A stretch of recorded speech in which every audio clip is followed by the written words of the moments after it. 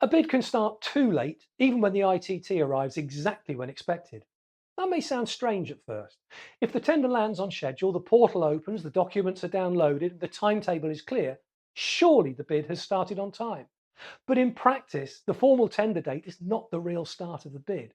The real start is the point at which we understand enough about the customer, the opportunity, the likely competition, the solution, and the proof needed to win. If that thinking has not happened before the ITT lands, then the bid is already late. The team may still have 4 weeks, 6 weeks, or 8 weeks to respond, but they are using live bid time to answer questions that should already have been answered. What is the customer really trying to achieve? Who matters in the decision? What are they worried about? What did they dislike about the current service? What is the competitor likely to say? What is our commercial proposition? What proof do we have? What solution are we actually proposing? Those are not writing questions, they are pursuit questions.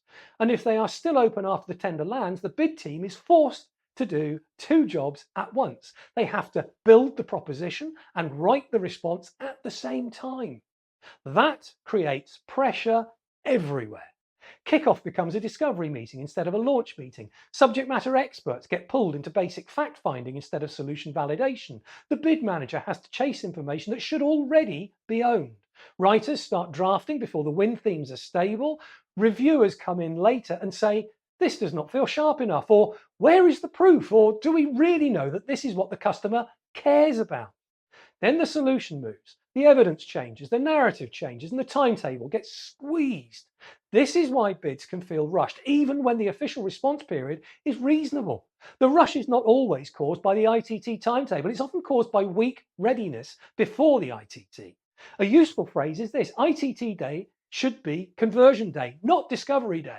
By the time the tender arrives, we should already have a working view of the customer's drivers, stakeholder priorities, competitive threat, incumbent truth, likely win themes, solution outline, and evidence gaps. That does not mean we will know everything. The ITT will always contain surprises. Questions may be worded differently from expected. Weightings may shift. Requirements may be more detailed. But the core thinking should not start from zero. For example, if we know a local authority is under pressure on complaints, service visibility, and cost, we should not wait until the ITT lands to start gathering complaint performance, customer service evidence, or cost control examples. If we know a renewal is coming, we should not wait until the ITT to ask what has gone well, what has been difficult, what issues have been fixed, and what the customer still feels frustrated about.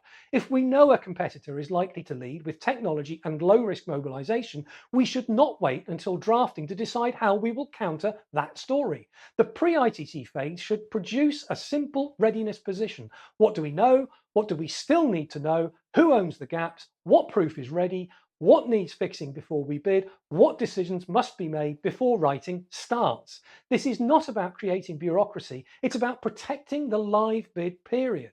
The live bid period should be used for interpreting the exact question, building score-led storyboards, drafting clear answers, validating commitments, reviewing evidence, and submitting a coherent response. It should not be consumed by basic customer research, internal confusion, unresolved solution choices, or last-minute proof hunting. So the practical habit is to run an insight readiness review before the ITT. Not a long meeting, a focused check. Can we explain why the customer is buying? Can we name the likely decision drivers? Can we describe the competitor threat? Can we state our provisional win themes? Can we identify the proof we need? Can we say what solution we are likely to offer? Can we name the owner of each unresolved gap? If the answer is no, then the bid has not started on time, regardless of the procurement timetable. The tender may be on time, but the opportunity is late. And the fix is to move the hard thinking earlier.